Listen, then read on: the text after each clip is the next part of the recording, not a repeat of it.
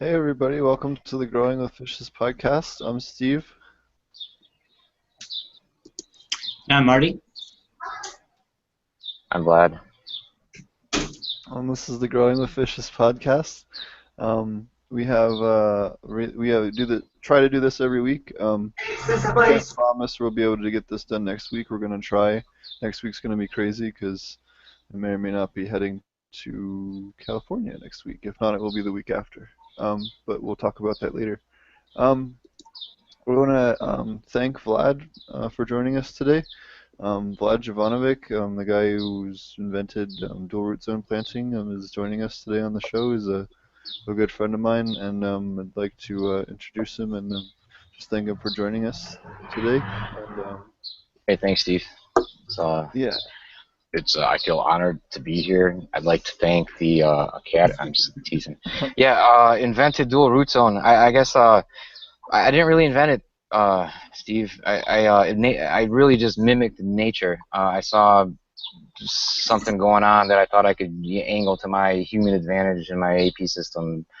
So I tried it and it worked out great, and then kind of worked on it and kind of you took the ball and really, ran with it and applied it, to the cannabis realm, big time. That was awesome. I was stuck in, draconian law Serbia where, might as well be growing opium poppy or something. So it was, peppers, cucumbers, tomatoes, different heavy fruiting plants in the DRC. But no, the whole concept behind that, if I can eat up some time, is just that in nature, plants have developed basically two types or two sets of roots. The first being, we'll divide into the upper and lower rhizome, I guess. And the upper roots just kind of seek out nutrients. There's not a lot of nutrient, going on a foot or two below the topsoil surface. Those are water-seeking roots. So all I did is really divide that, bucket or whatever into two different medias, and then kind of helped the plants do its thing a little more than nature would have, just created like a really like the ultimate upper lower environment or whatever the heck.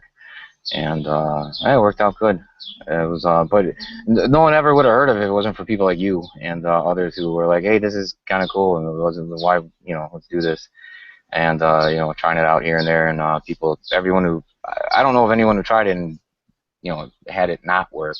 It just doesn't make sense like for it not to work. So I don't know. It's a decent solution to one particular problem. Other people have different ways of doing it or coming at it, but I happen to like that one. It takes care of a lot of the common issues you have to mitigate in aquaponics when growing cannabis. So, anyways, but I didn't invent it. Uh, It sounds like unless it. well, in that case, you guys owe me money for coming on your show and talking about it. So you can send a check to dot dot dot. But no, it's again, I think a lot of people, and myself included. I don't know. I was gonna say scientists. I don't want to lump myself in that category or whatever. But a lot of people and scientists, kind of observe the natural world and note what they see, and just kind of think about how to apply that to whatever it is that they're attempting to do or whatnot. So that's really all I do. I don't really invent anything. I just steal from nature. I copy and paste the little tidbits that make sense to me and help me, do or achieve whatever it is I'm trying to see or figure out or work out or see if it works or doesn't work or whatever the heck it is. So that's all. It's just mimicking nature always. Do you think that is a sort of the same line of thinking that comes into like SIPs, for instance? I'm not sure what SIPs. Could you repeat that last part? It faded out. The sub-irrigated planters that everybody's, not everybody, but a lot of okay. Yeah, it's pretty similar in. It's kind of similar. Yeah. From what I know of those sub-irrigated planters, you can use them in a way that more or less would do the same thing. I don't know if it's really the same thing, but you could use that equipment and turn it into a dual root zone sort of scenario for sure. Necessitating top feeding or top watering. I don't know if it really doesn't make sense to do in hydroponics though. And I've talked to hydroponic researchers about this, and they looked into it, and it has been studied. I'm not like Columbus there and invented white bread or whatever, but it's just the gains aren't really worth it in hydro. Whereas in aquaponics, because of the nutrient profile that's kind of typical of a brand new, especially AP system, is just so lacking for growing any kind of cannabis or heavy fruiting plants, cucumbers, whatever. Forget it. It seemed to really make sense there. Not so much in hydro, where you really control the nutrient profile on a week-to-week basis, or whatnot. And the plants don't really benefit so much. Whereas in a nitrogen-rich and not much else, often, I don't know, that's not fair to say not much else. Often AP systems are lacking in potassium, magnesium, some other things depending, zinc, since everyone stays away from it, like zinc and copper, toxic to fish. So a lot of the AP system water that we test out at the lab, different systems, they're either like 20 times over on zinc, or there's none.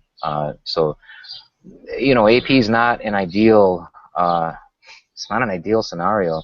Particularly raft AP, like I see some of these fools doing, trying to grow cannabis and raft.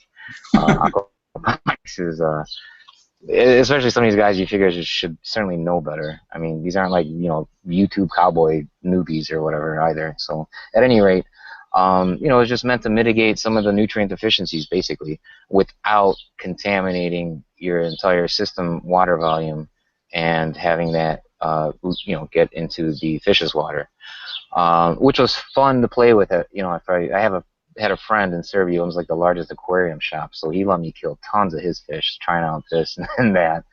But I found that it's pretty hard to kill the fish as long as you stay away from common sense items. Use safe nutrients, safe amendments. There's a safe way to do it. There's really dumb ways to do it too, obviously, but you can't really guard against that. We get complaints often, this didn't work or that didn't, and then when you kind of start asking questions, you realize really quickly why. Like, no, you're not supposed to add a half a pound of iron, every week. You have your system's 300 gallons. You need like a teaspoon. Well, I couldn't find anything online, so you found my phone number like after the fact. Why don't you call before you do something totally ridiculous like that? But guarding that type of incidents notwithstanding, not to rip on the AP world, but it's I kind of stay out of it anymore. It's a peculiar cast of characters, I guess. We'll leave it at that. And I just don't have time for it. There's not enough money in it, or wasn't up until cannabis.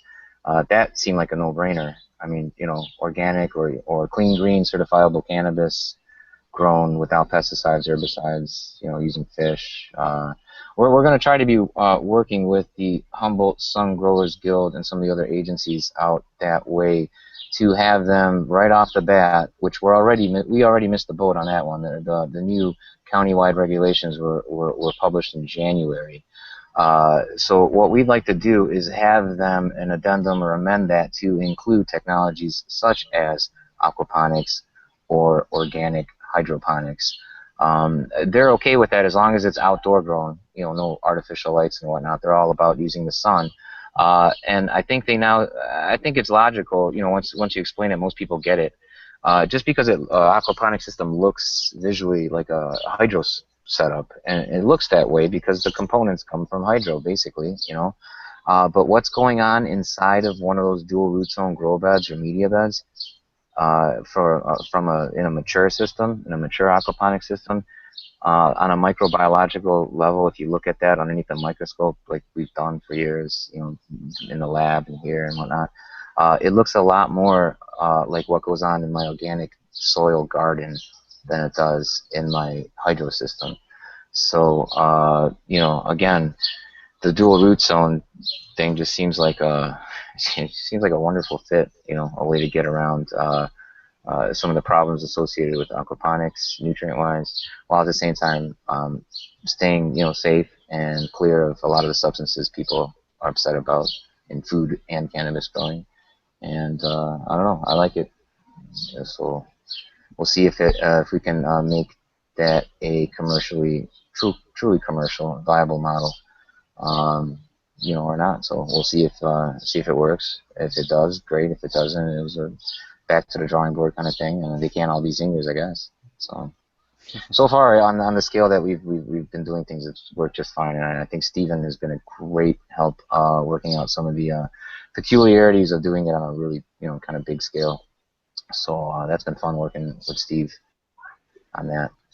Yeah, for those that don't know, Vlad's kind of my partner in crime in some of these bigger projects now coming up that you guys have been hearing a little bit about, and you guys just got to see a little bit about earlier in some of the videos down in Jamaica and stuff. Vlad will be kind of the my other half I'll on be his those water projects. boy. I'm His gonna be other. carrying water cans up Orange Hill for Steve while him and Oh yeah. him Yeah. and Andra, contemplate where the best place for Vlad to dig holes would be. No. On the south-facing slope. No, No, just teasing. I remember when Vlad came to visit us when I was working at Aquaponics first. I hadn't been there super You long. broke my business partner's jaw. Well, no, You that was broke it, later man. on. Oh yeah, that was the second time. No, that was way later on. That's right. This is like I hadn't been there very long, and he Yeah, you had shows just gone up hard. and he goes, "I have this way to grow like way heavier fruiting stuff," and I was like, "Huh?" And we were working on the cannabis program, like super secret. We hadn't told anybody we were working on it. Like only me and Sylvia knew, and there wasn't anybody else that knew at the time. And so we were working on this project, and then he shows up, and he goes and he shows me this thing, and then he's got a whole presentation, which I don't. It was for microbiology. Those are Actually, there's plant some really good pics. promoting micro. Yeah, if you guys go on to Dude Grows, he posted a real good blog on it about some pictures and stuff from over in Serbia.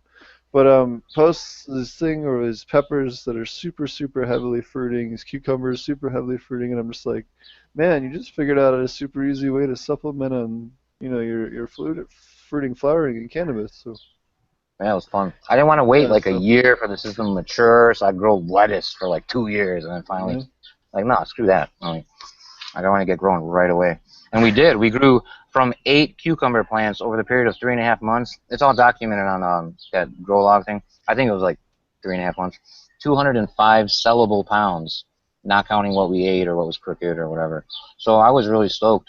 I thought that was like super super cool because cukes are heavier feeding than even tomatoes or cannabis. So I figured if it worked there, it just there's nothing it won't work on, and that's been the cukes are case. heavier feeding than cannabis, really? Well, yeah, it can be. Yep. More potassium or more magnesium, potassium. They grow longer. It takes a lot of energy to put on. You know how fast cucumbers grow? That's They say, true. there's a saying in Serbia, that kid grows like a cucumber or whatever the hell. Oh wait, that sounds horrible when you say it in English. But no, because they grow overnight like fast, and it takes a lot of energy, and they do. They use a lot of potassium, magnesium, nitrogen, you name it. Have trace minerals, everything. They're like the Chevelle 442s of the plant kingdom there. Word. I like that. Yeah. So yeah, I am heading to California to join Vlad in this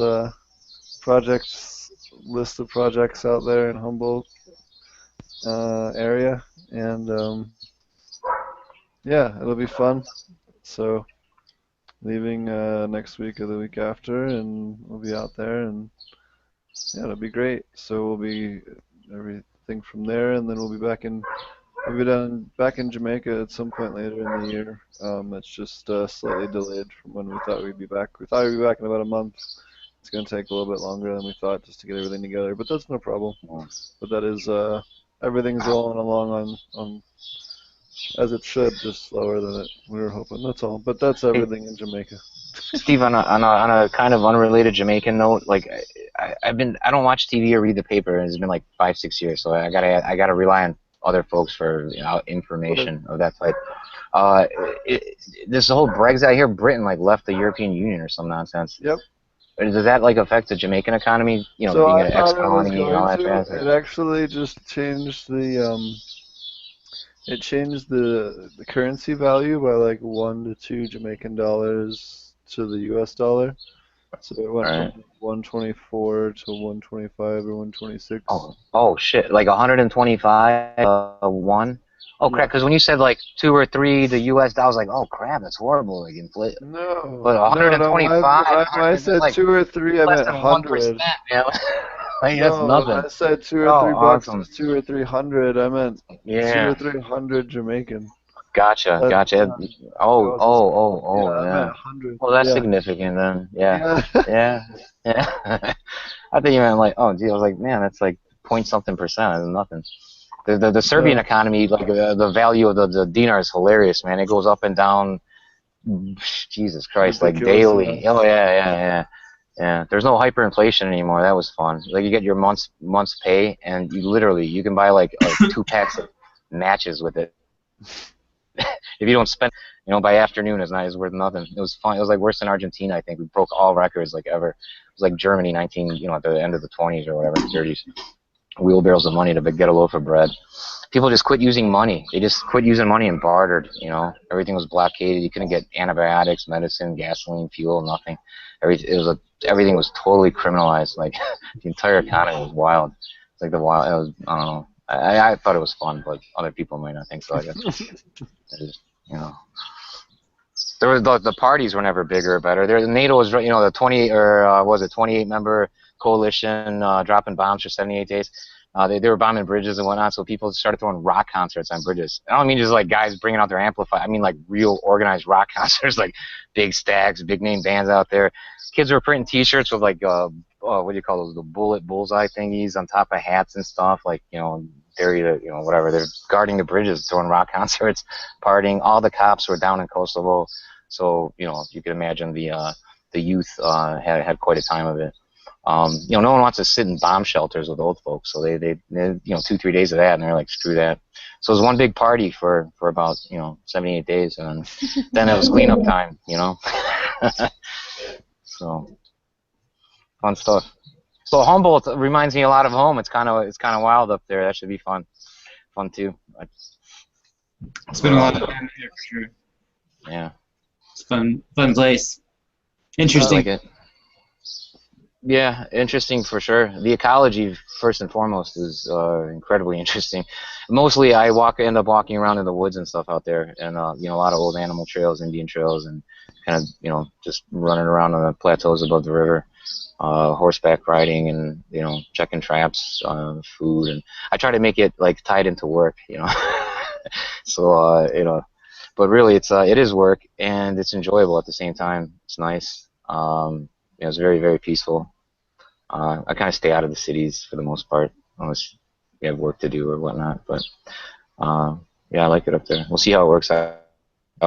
The country is great. The people definitely clash with each other. I feel like you're like one or the other. Like either you're sort of like leftover from the logging industry and sort of like this real sort of hardworking kind of like tough mountain men kind of family mentality, or you're a grower. Like that's like the two. Or both, which is interesting that's happened in some cases. That slight overlap, like where they have the circles. I don't know what kind of graphs that is, but they have the two circles that overlap, and there's some. But for the most part, it's a whole lot of polarized issues down there. Like I said, my half of my family is from down there. Spent my summers down there. My brother still lives there. I visit him all the time.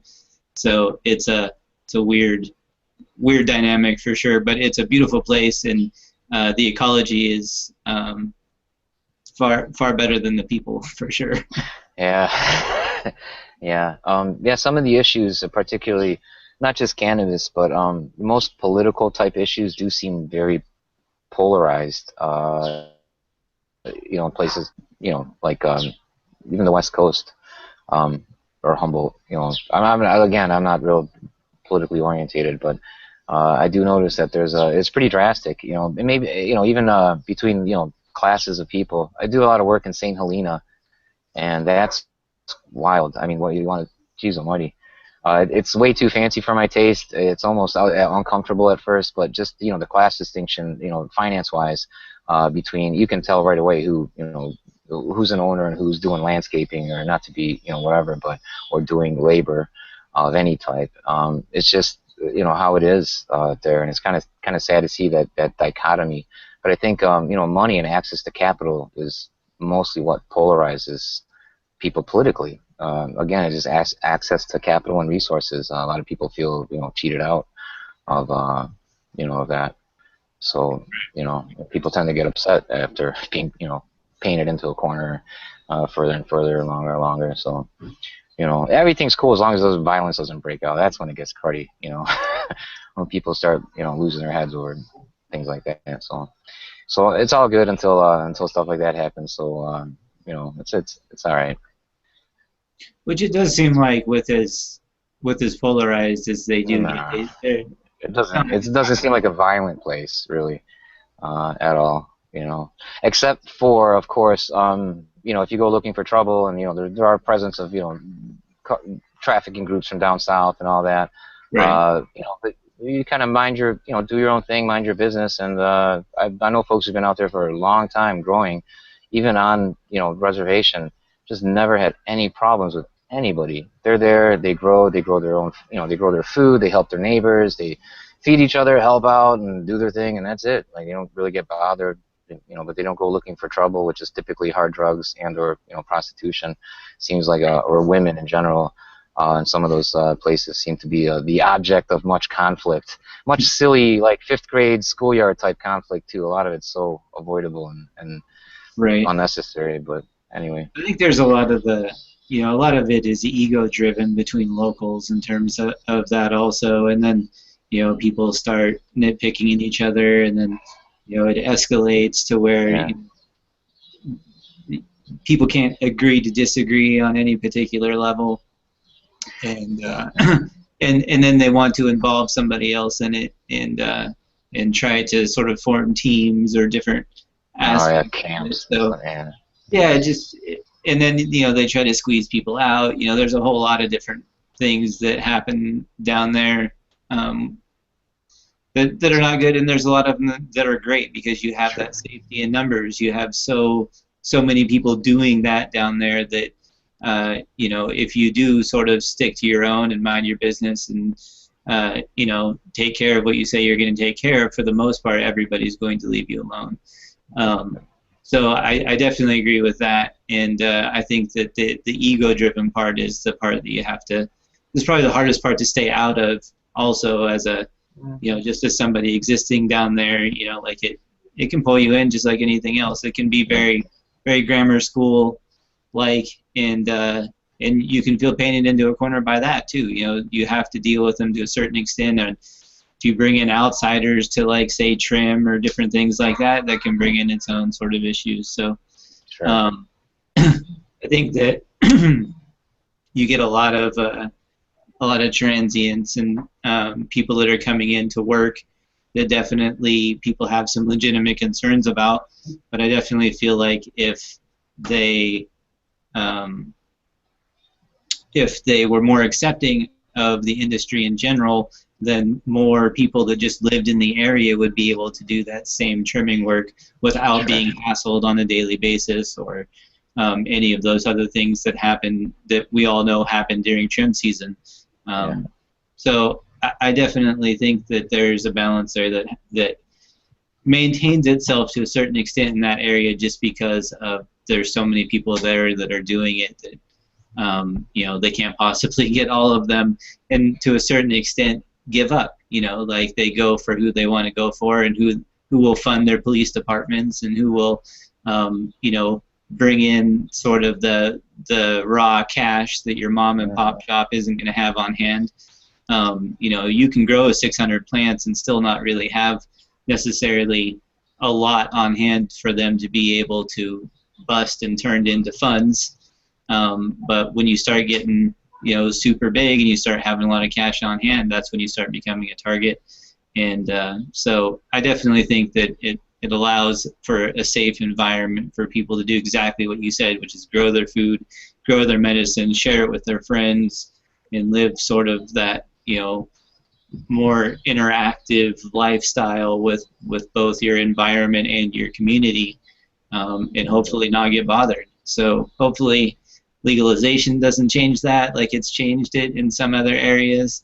I know you guys are up for vote in California coming up this year, so I don't know. I haven't read any of the legislation or even know if it's out to be able to read yet, but hopefully it's not like Washington. Washington is basically imploding right now as far as their medical, like it's close to done from what I know. I have a whole thing about that later on in the episode about that.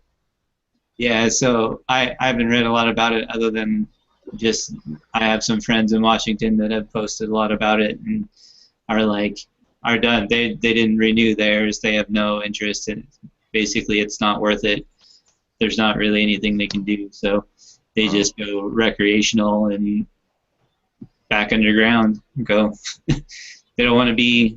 They feel like they'll get targeted essentially if they do apply for it because of who's in charge of it and how many regulations there are and how expensive it is. So it's definitely a concern. I see Oregon headed in a similar direction if they continue to regulate things the way that they have been, in allowing like individual counties to sort of pass their own legislation just based on a council vote that directly conflicts with what the state voted in by popular vote. So, townships as well, not only counties but townships.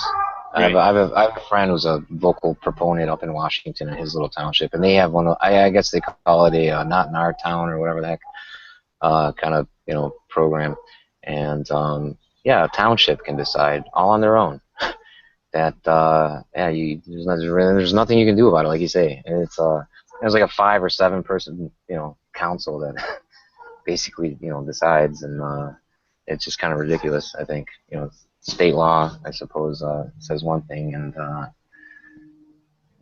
expect that to be the law, I imagine.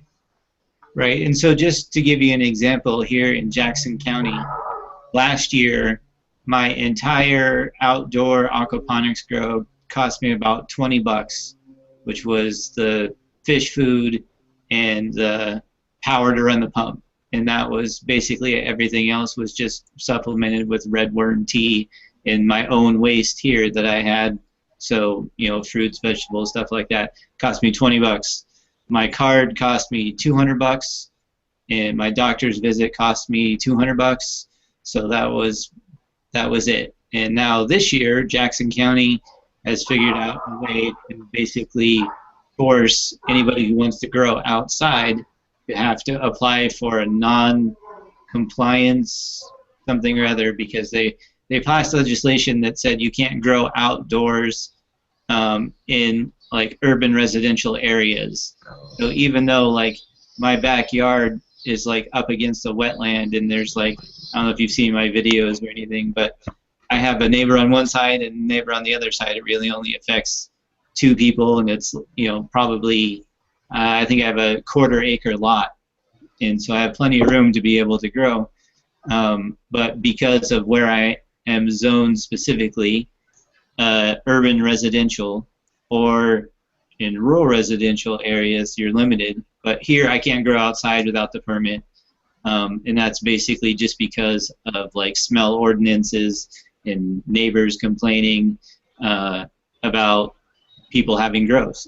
Really about the smell. I mean, really, that's what it breaks down to, is that my neighbor can complain about the smell of my garden, and they come in. I already got mine, even though there's no smell. I already got my notice that says I have to apply for my permit, which will now cost $1,500. Wow, that's a big jump. So that's on top of everything else. I'm still going to have to pay to get my card. So I'm still going to have to pay for my doctor's visit, all the stuff I paid for last year, and $160 to apply. If I get approved to have my grow outside, then I still have to pay an additional $1,500. So it's like $1,600 and change to be in addition to what I had to do last year. So it's a basically adds an extreme hardship to anybody who wants to grow outside or grow for anybody besides themselves. So, like, probably like 80% of the growers in Jackson County, there's some like 2,000 of them, are on residential or rural residential land. So it's basically forcing a whole shit ton of people to dump the patients that they're currently growing for because it will cost them extra money to have to do it. Or it's just extortion. It's just the county saying, here's another way we can get $1,500 per grower. You know, we know they're turning a profit. We're already taxing them out the ass on the other end. Here's another way that we can get some more, or shut down enough people so that we'll force people to go into more like the recreational market, the more commercial market, that they're essentially allowing people now to come in. Now that Oregon has dropped their requirement of being in Oregon for 2 years before you can be a commercial grower, which was originally in Measure 91, so that it would prevent people from just moving in and setting up shops and shutting down the people that were already here and growing. That was one of the reasons that it was set up the way that it was.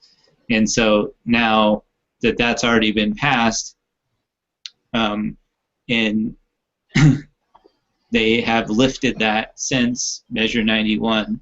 So because it was part of the negotiation that the state was in, where you had OHA, who handled the the Oregon medical marijuana program, and you had the new recreational program, and they were basically trying to figure out regulations for cannabis between the two of them.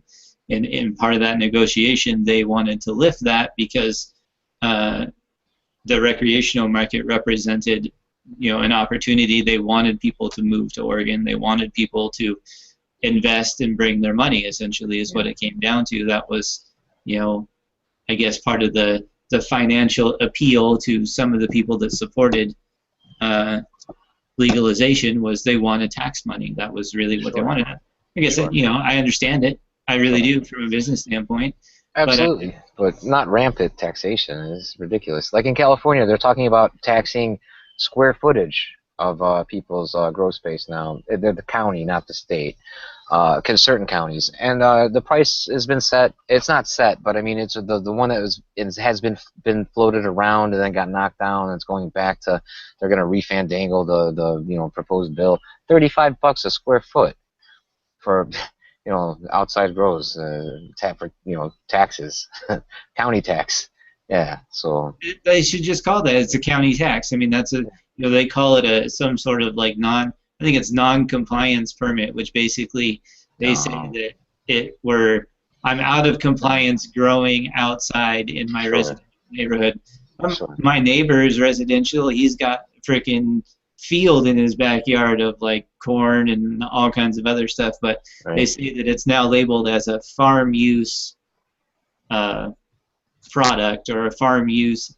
I can't remember what the. I thought it was like your second largest or your largest agricultural product produced in Oregon. What's cannabis? What do you mean it's not called? What the hell do they call it? A cosmetic product, or what, a athlete's foot fungal product? What the hell was it labeled as? Categorized as? It's not an agricultural product, or. Right, and so what the local counties did, or individual counties did, is said, okay, well, now that the state has defined it as a farm use product or a farm use plant, they can now regulate farm use inside of their zoning, even though they can't technically regulate cannabis.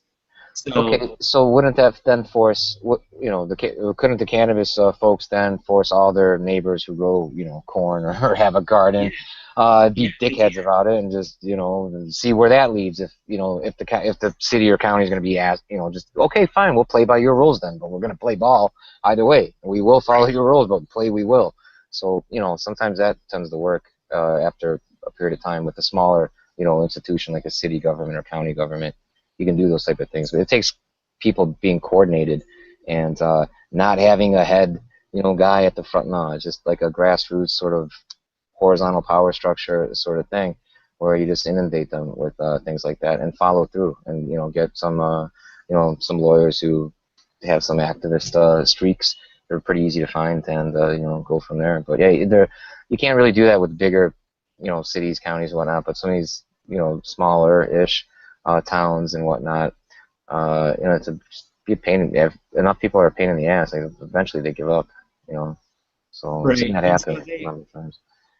We have organized to a certain extent. There's a group called Right to Grow that filed a lawsuit against Jackson County, and they have an injunction to hopefully stop them from issuing any violations and stuff once the case gets accepted. So we have found a lawyer with, actually a couple of them that have that streak, and obviously there's a number of them that, have represented, those people that have been on the wrong end of the law on this particular topic for quite a while, and it's great to have their expertise in that.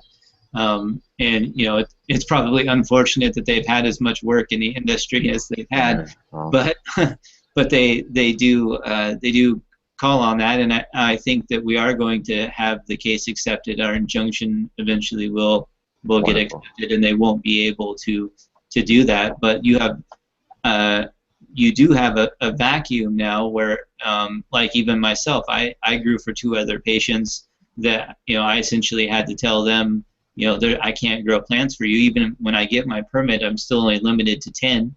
I can't have the new regulations say that I can only have 10, whereas before I could have 48. So it's a pretty significant cut in terms of what's available. So there's always the side of the coin where they wanted to create a vacuum. They wanted to sort of push a lot of people towards the same new people that they're inviting in. We had a really stable market. We had we didn't have a shortage of product in any dispensary. They, essentially you had to have a pretty good quality product in order to get it out there and get it sold. Whereas now you have a lot less growers producing a lot less product, and a lot more is going to be, a lot more of a market's going to be available to new people coming in. And so I definitely think that could have been a motivating factor, and that's a big, I guess, discussion topic in most of the groups around here, because we get overwhelming support at council meetings. The last council meeting we had, they walked out of because it was just full of people supporting cannabis. Most of them are elderly people that use it for like arthritis and different forms of cancer treatments and things like that. So those are tough people to argue with. When it's someone's grandma there that's like, I have stage 3 pancreatic cancer or whatever it is that they have, it's tough for them to do. They literally just walked out. They were like, I'm done with it. One guy didn't even come back. And so it's hard to, like, what do you do with someone that has that sort of ability to just ignore the people that voted them in? Because clearly, an overwhelming number of people were there. I would say like 90% of the people in the room that was completely full were pro-growing, that wanted these regulations changed and this zoning stuff figured out immediately. And instead of providing answers or reasons why they were making decisions opposite of what the constituents wanted, they just walked out. Oh, wow. That's like just flat left and then, holy cow. Meeting over. Oh, that's real mature. I'm glad they're leading, forging ahead with the local government there and doing right by the populace. They walked out, huh, rather than answer some simple questions. Well, I say simple because they are simple, but I guess if you're the one having to answer things like that, they're probably not so simple, are they? Huh? Well, it wasn't even a case where it was, it was a whole lot of people asking the same question over and over again and not getting any answers. I mean, basically is what it came down to. They would spin a little bit of bullshit and say, oh, well, it's going to take time to draft this and to do that, and we have to check with these people, and we're concerned about the kids, and there's the usual back and forth bullshit. Yeah, the children, about how, we're somehow going to, anyway, the same discussion always happens. Like, well, what is your actual fear for what's going to happen to the child that you're so concerned about? What's your, what's your fear based around? And then you have that, try to have that whole discussion. But after basically the same people got up and said the same thing, after the fourth or fifth person that says, why do you have to increase the cost on my medicine so much? Why is it that I can't grow from my mom who, like, why is it that I have to track every ounce of product that gets created from clone or seed all the way to the end? I have to report that to the OHA. Like, why is there so much of this around that we didn't need before? The program has been in place for, I think, like 9 years or something like that, and it was never necessary before. Why is it necessary now? Well, I think you probably know.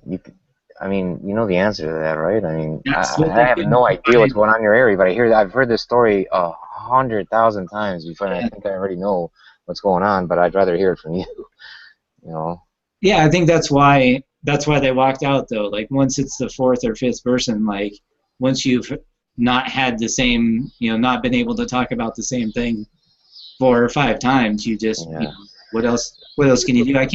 I don't blame them for walking out. I just blame them for not doing something about it even afterwards. Like, of course. After you're faced with it, or you walk out, like, how come you can't, say, okay, obviously, look at the overwhelming number of people in this room that support it. Right. I should probably do what my job is and work out what they want to have happen. Well, I think that might go not so over so well there, Marty. In a lot of instances, something like that wouldn't, because it's not that. And I'm not saying that's happening in your town, but I've seen this happen a few times where, well, it's kind of strange. I think that maybe it's not strange that the law coincides with the first year that people, outsiders who are not residents, 2-year residents, will be coming in, setting up shop. That means Oregon is now open for commercial business, investors, out-of-state money, big time. So you think that it all of a sudden the smell, a bunch of neighbors got together and just this year decided, the smell's kind of bugging us this year. Hasn't bugged us the last, whatever years. But this year, the children are especially weak and vulnerable this year, and the old folks' noses, or the olfactory senses, have just kind of come alive this year for some reason, and we think we need to put mess with the system, put a cap on the medical, and strangle it, make it impossible and very much a hassle for local folks to do what they've been doing, so that big larger money businesses can come in from out of state, set up shop, and the state or county or township can then offer. It's kind of back to Snidely Whiplash-ish time period, but it's the same pattern. Then the county can offer those businesses basically a preordained monopoly, more or less, or a very unlevel playing field slated in their favor, and then you couple that with things like tax breaks on land use. Build your facility, you don't have to pay taxes, city taxes, county for 10 years, whatever the hell, that kind of thing. And then, it's very understandable and clear why, council members of some place or another may be playing stupid or playing dumb, and then a year or two later, after deals are signed and made and it kind of comes out to open light, it becomes not so mysterious why the people's will, or however you want to put it, wasn't being listened to. It wasn't that it wasn't being listened to; it was being actively ignored because there are other plans on the table that trump. Not to use a pun or be punny or anything, but it kind of trump. Anything that people might want or feel they need or have a right to. If you folks could afford to pay them more, it's probably a microcosm, macrocosm thing. If you look at, globally politics in the United States, if you can somehow drum up cash to, pay them more, maybe they won't mess with you. Well, that's where my 50. That's what it comes down to. Right? Yeah, sure. Yeah, that's what it comes down to. Like basically, like you said, it's I don't want to call it extortion because you don't call it that when it's the government. There has to be some other words for it or whatever. I call it extortion. I call it that too, but because it is what it is. So it's a racket, and that's fine. But it's our duty, I guess, or a job to then call the bullshit, and it kind of goes round and round, back and forth, and it I sucks. think But it's politics, I guess, for you. with all the zoning stuff, I think it could definitely be property value driven, because if you look at the properly zoned property for growing on, like if you want to buy a rec permit and grow thousands of plants and sell wholesale to the rec market, what you can apply to do in Oregon, and from anywhere it can, and people are, and all that's happening. But if you want the properly zoned land, it's increased in value by like 30%.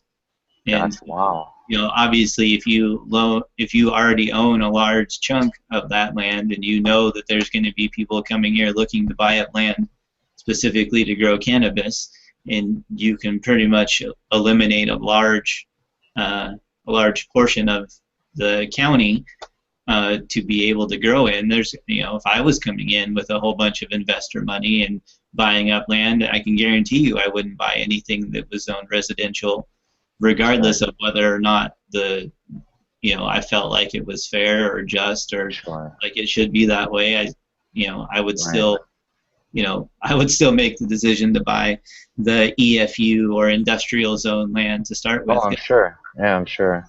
But again, the competition in the residential areas is gone. It's gone. This is the point. It doesn't matter that the whatever we'll call it, the big ag pot factory or whatever is outside of town. The physical location, that's nice and everything, but the point is that there's no more local producers who are viable in that community anymore, or within the urban, or even probably non-urban at that point, outer surroundings of your town or whatever county. Right, and so the sort of what do you call it, microeconomy here of having people to where you can just go to a grower and say, here, I'm going to register my card with you, and you grow all the medicine, and you give me a certain amount of it, and the excess goes back to the grower to be able to finance the grow. Essentially, it was kind of the way that it had always worked out. Now, you have a lot less people being able to do that, and that's going to force people, and a lot less people that can grow for themselves. So it'll just force people into a more recreational, commercial environment where they're having to go into a dispensary and spend their own money on medicine, as opposed to getting it for essentially nothing for the most part. If you were a patient, you could find a grower that could grow your 6 plants, give you enough to be able to last the entire year, sell the excess to a dispensary, right, and then be able to fund the grow. And how long did the state let those kind of shenanigans go on? Oh yeah, since the beginning. No, I mean, that sounds awesome, but from the standpoint of like the state or business, like that sounds like a nightmare. How do you keep track of that? How do you tax that? How do you, you know what I mean? Well, they didn't. They didn't tax it. Well, yeah, that's the thing. Like that's what recreation has brought in. Like that's that's the main difference. It's like, oh well. I'm surprised they let you guys get away with it this long. To be honest, I mean, Well, because it worked. Like ultimately, that's what it came down to. I think is that. It wasn't until you had Colorado go for like total legalization and had such an excess in tax revenue, and Oregon consistently having such a deficiency in tax revenue that that it just made sense eventually. Once we got supporters on board with us so that we could get it passed, but a lot of those supporters that when they came on board, they came on board for financial reasons. So. Sure. Gotta take the good with the bad, and hopefully, it'll come around to where we don't take a turn like Washington, to where it looks like their medical will just be absolved altogether sometime soon, or hopefully changed over. Yeah, hopefully it gets changed over, as opposed to totally gotten absolved or done away with.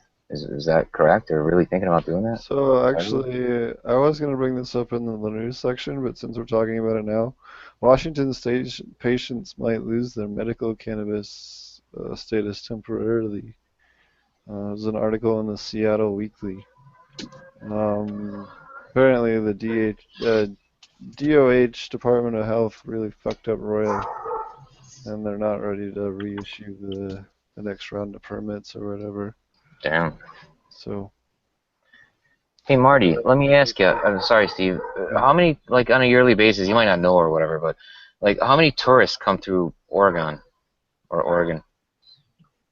I don't know. I mean, you don't even have to answer, but how many come through Colorado on a yearly basis? I would say a lot more than Oregon. Yeah, the dispensary recreational model works for Colorado because of the tourists. Like that's like Kansas thinks they're going to legalize, and then become rich or have tax revenue. It's not the case. No one's going to come to Kansas to do anything or whatever. Like, so who's gonna be buying all that dispensary recreation? It's silly. Sorry. I mean, here it's silly from an economic standpoint. I mean, not a silly idea, but people who think that here in, say, a state like Kansas or whatnot, or even Missouri, recreational legalization is going to bring in this massive influx of tax revenue dollar. It's not. It's just not. There's no one here. There's no one here to buy it. It will, but. Hold on, let me explain to you how it is though. It's not Colorado. No, it is though. So before legalization, all that money and shit was just going around the black market, and it never was in the taxed realm. It was never on the books. Sure. And by legalizing it, they're bringing that whole underworld economy onto the books. So they're taxing all that. So that's where that alone. I mean, cannabis is the highest cash crop in the United States. I agree.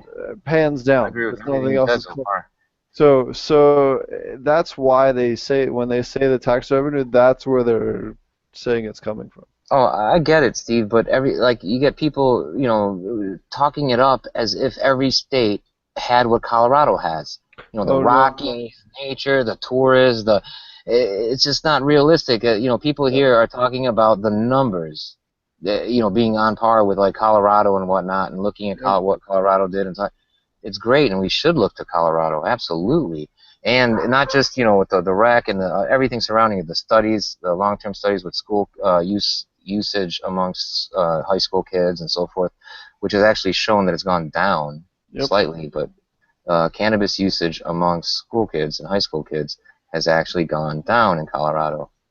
And there's a study out that's been published, and it's great that we can look to Colorado for things like that as well as financial documents, records of tax revenue and so forth, to do things like maybe disprove I don't know, some of Marty's neighbors who pulled it's for the kids kind of spiel, or everyone's going to be on pot and it's a gateway drug and that stuff. There are now studies, thanks to Colorado, to disprove all that, gateway included, gateway drug and all that other nonsense. So, I think what Colorado did is great, and it really works. That model works for them.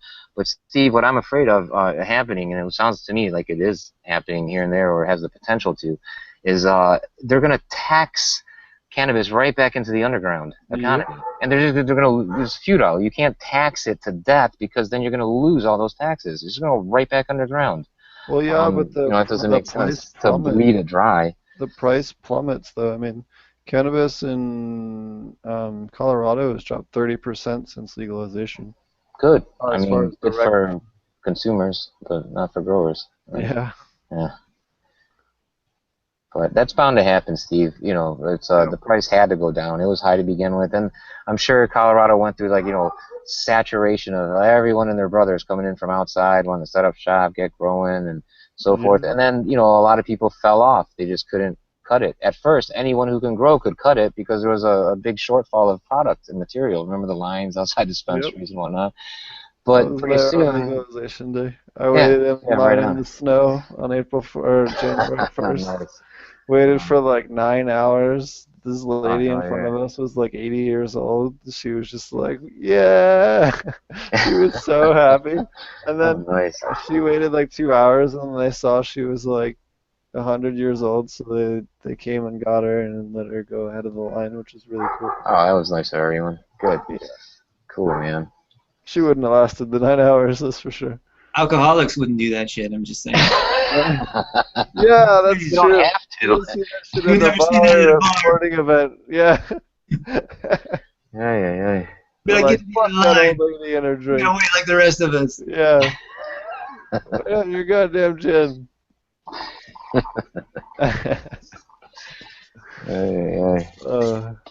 So I guess we were gonna do aquaponic cannabis 101, but we've kind of gone on a little longer in the first part, so I guess we'll do that next episode. Cool. If you guys ever need time waster filler material, man, give me a call again. I'll talk about probably everything except aquaponics or cannabis. Yeah. But so we had a couple of questions from some people this week. Oh yeah, we should answer those. Yeah, we should answer those. Well, actually, Marty, before we do that, we didn't even get a chance to let Marty talk about what's going on with his grow and his stuff, and a follow up with his legal situation that we found out about last week. Oh, there's a situation going on? Oh, I got served my extortion letter. Oh shit. So, I basically have until the 15th right. to essentially apply for my permit and pay my $1,500, assuming it gets approved, which it should, because I'm all under compliance and all that stuff, and I'm a pre-existing grow, so I'm supposed to be grandfathered in and all that stuff. So I shouldn't have an issue with that, but my concern is that I know that the court case is like within a week of getting accepted and the injunction being applied, which means that they wouldn't be able to enforce any of their rights until the court case is settled, or any of their rules or regulations. So I wouldn't need a permit, and I'm concerned that if I give them my $1,500 for a farm use permit, that's going to go through either way, and I will never get my $1,500 back.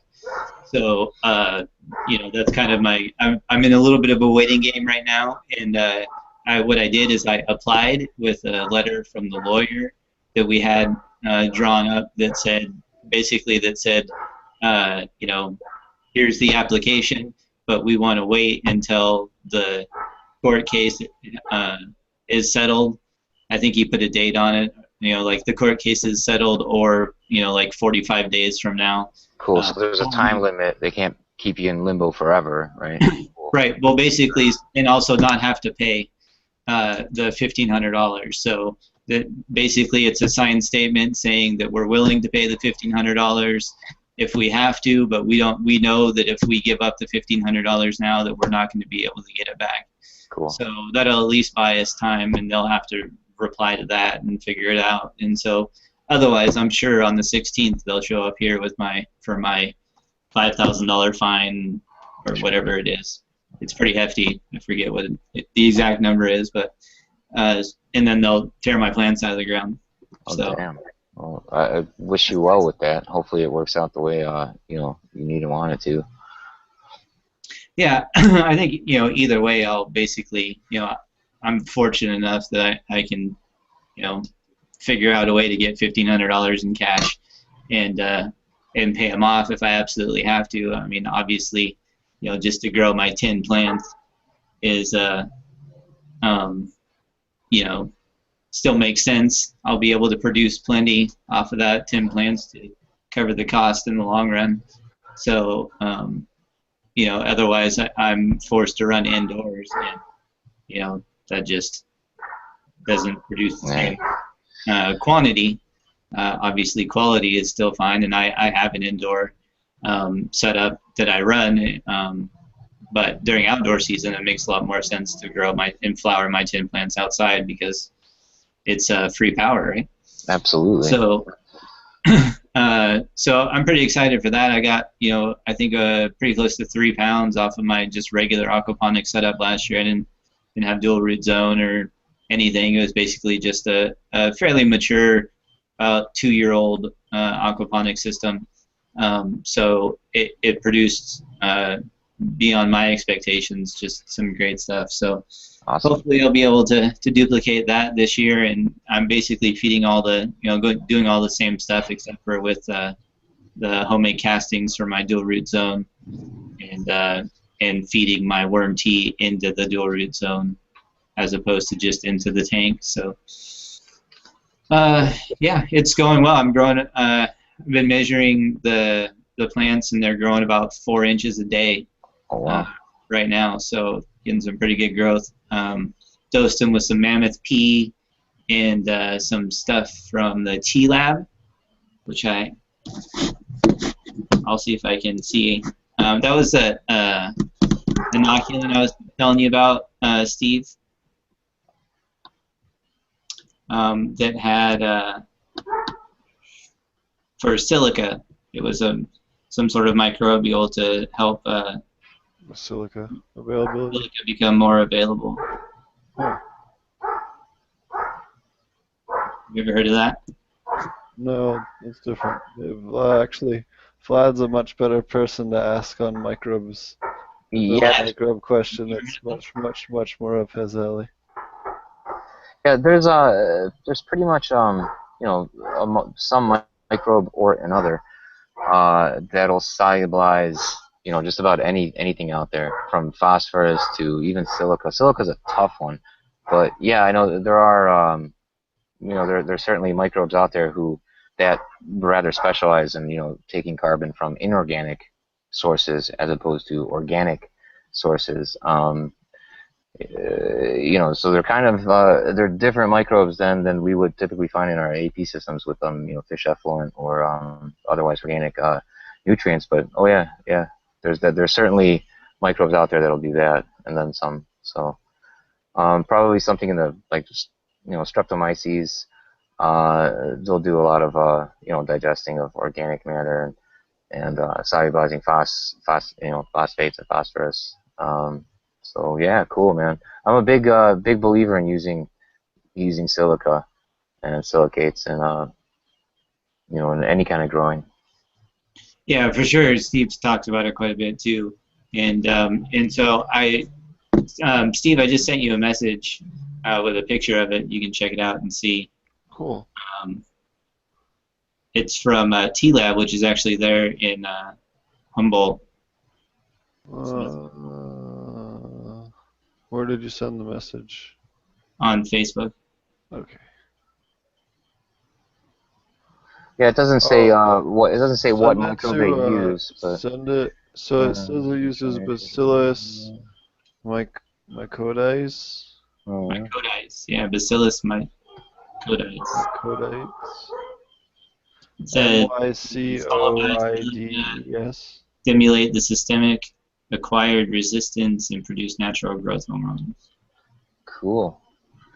Yeah, sounds about right. And it's got trichoderma and some other shit on.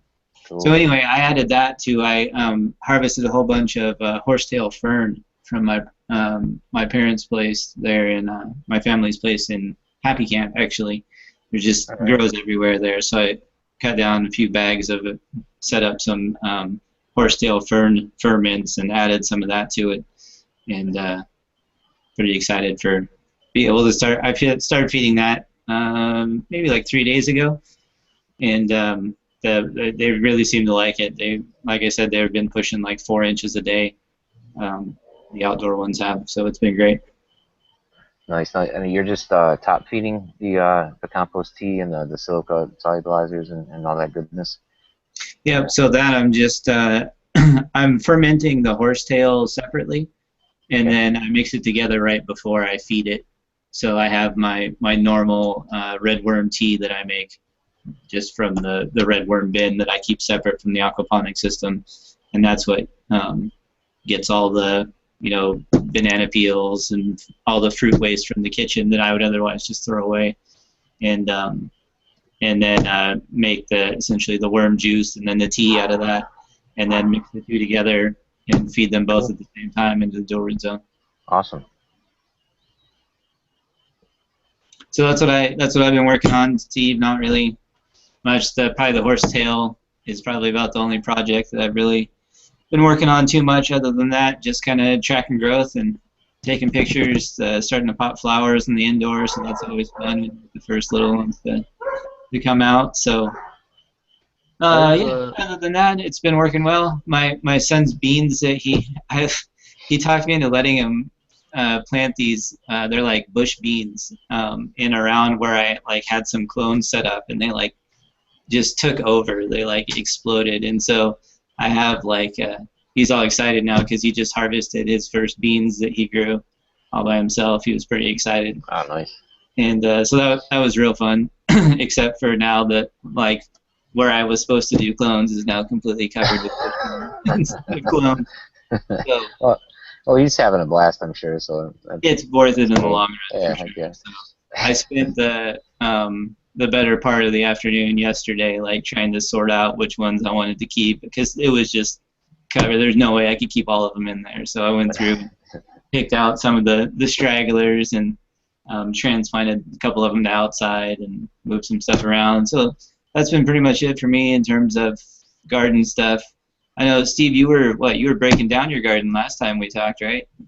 Getting ready to yeah, I haven't broken it down yet. It's still, it's together enough to where the plants are keeping the fish alive. But this coming week here, when I have Vlad and Tate back here in town, I'll get it moved.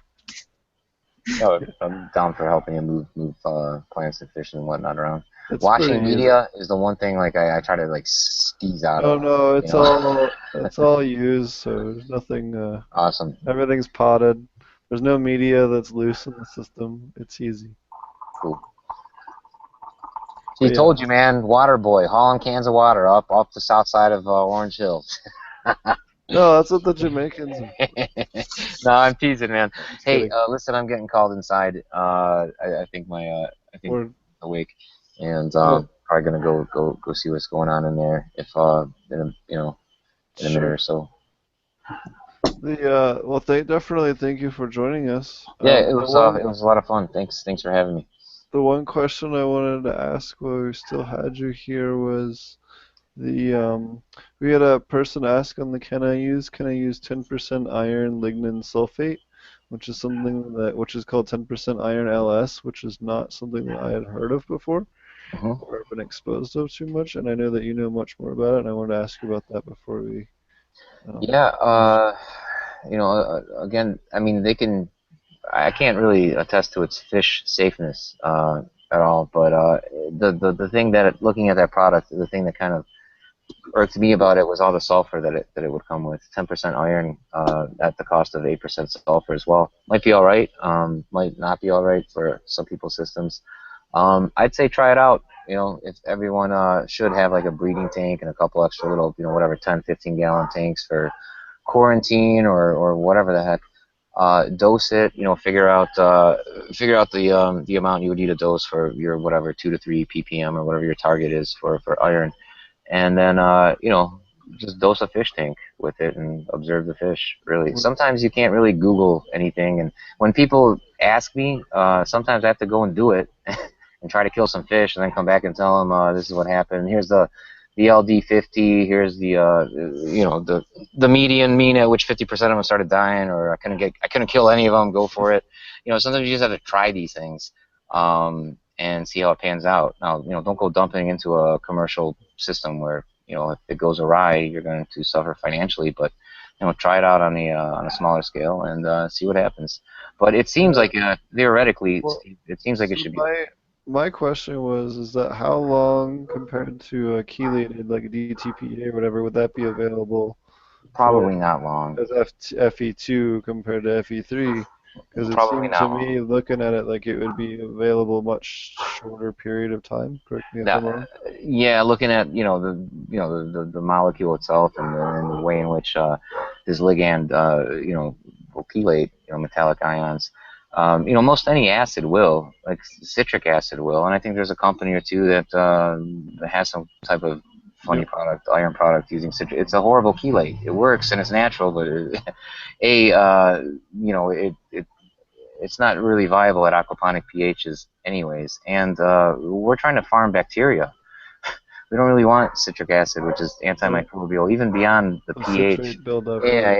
Right. So I don't really know. I guess you'd have to just try it out and see. But theoretically, it looks like A, it would work.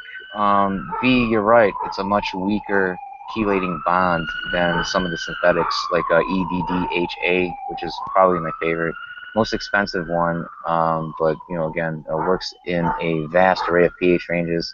Is very, very bioavailable. And then second would be DTPA, which seems to be the one that it's the middle of the road. Works well for AP, works just fine. Those organic acids are, again, the bond is weak, a chelating agent. Even Roundup, the product we love to hate so much, it is actually, if you look at the original patent, Roundup was created, glyphosate rather, was created as a descaling agent for industrial pipeworks and whatnot, because it is a very, very powerful chelating agent. It strips metallic ions off of whatever it comes into contact with, in this case scale pipes, and then 3 years later Monsanto bought the patent, reapplied for the patent for different purpose. We have an herbicide.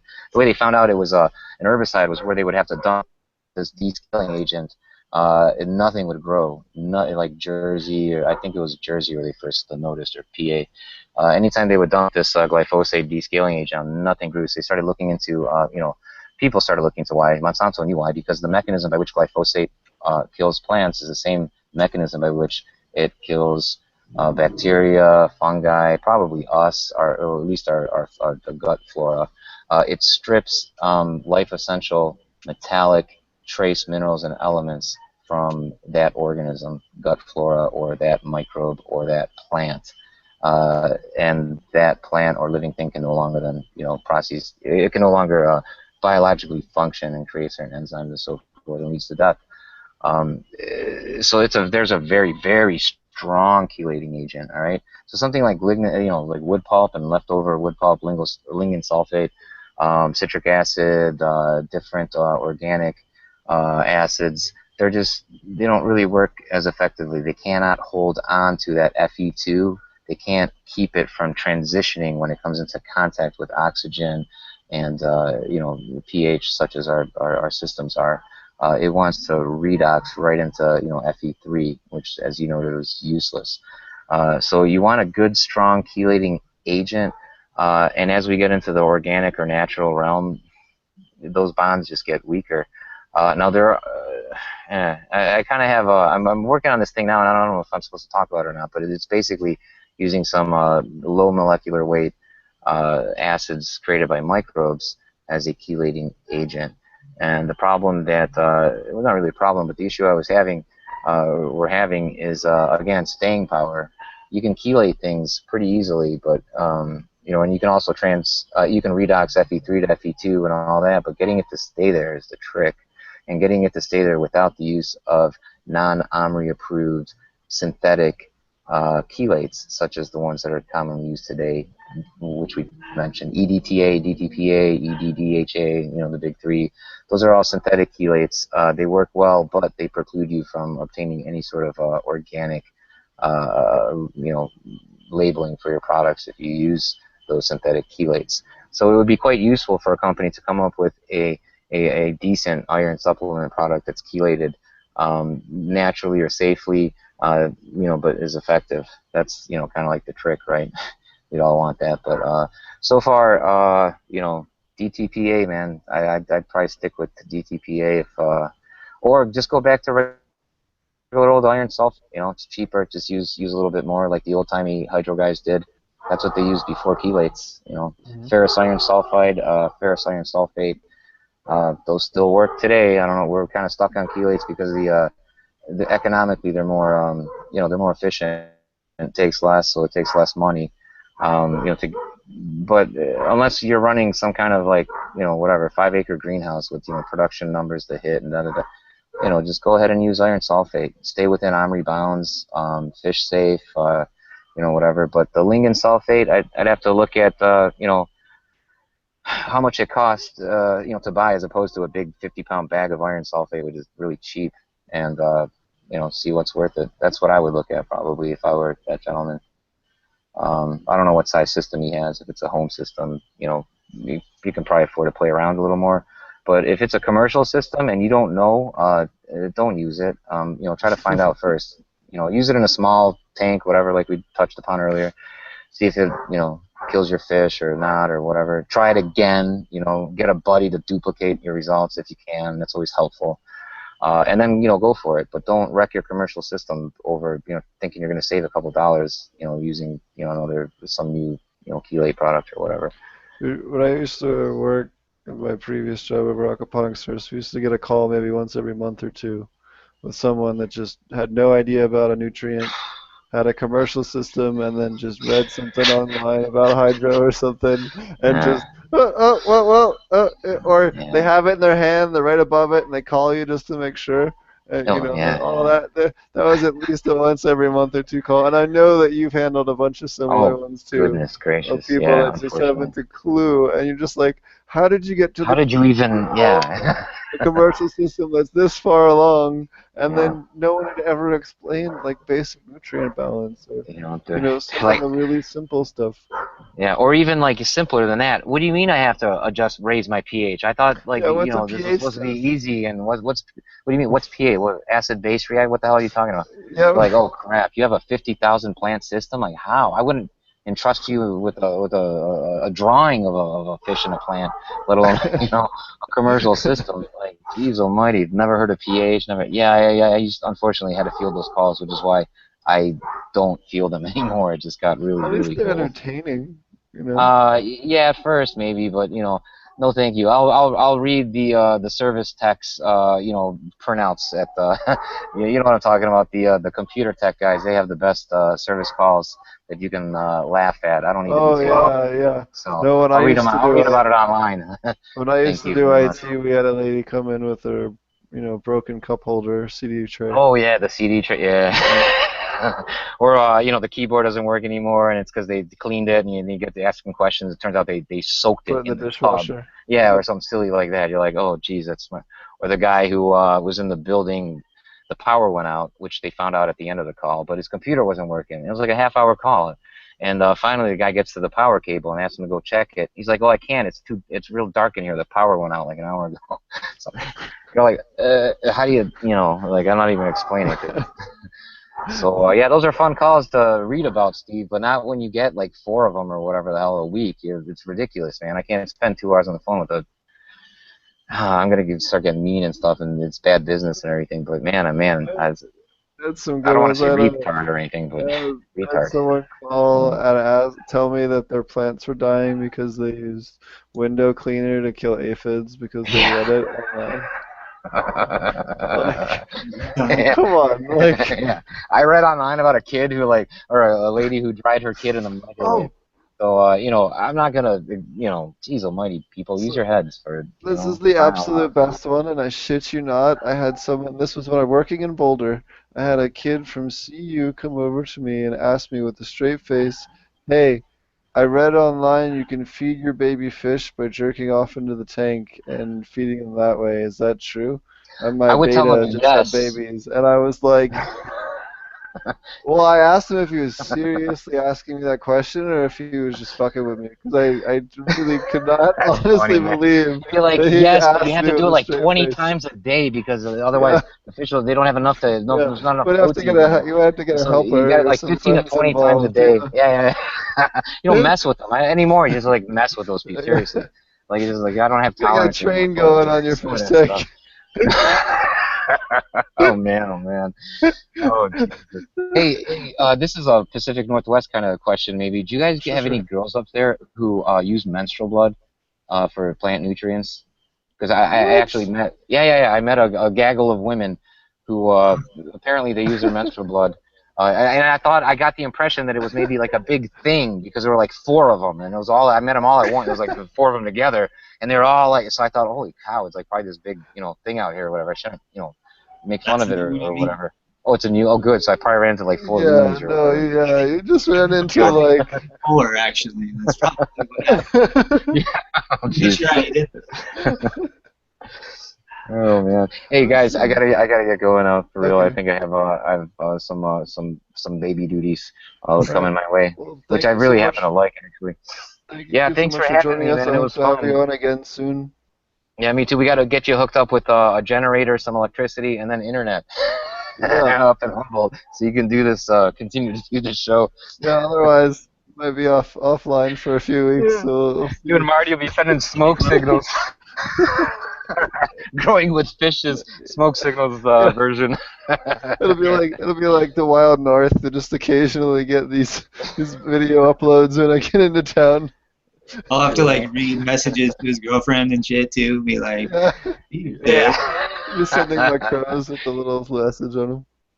Well, well, thanks for joining us, and we hope to have you on the show again soon. You're a really good guest, and Thanks, man. thanks for joining us. And I'll see you here in a week or so. All right, man. Sounds good. Marty, it was nice meeting you. I've heard you on the show before, but it was nice getting a chance to interact with you a bit, and hopefully we'll get a chance to do that some more in the future.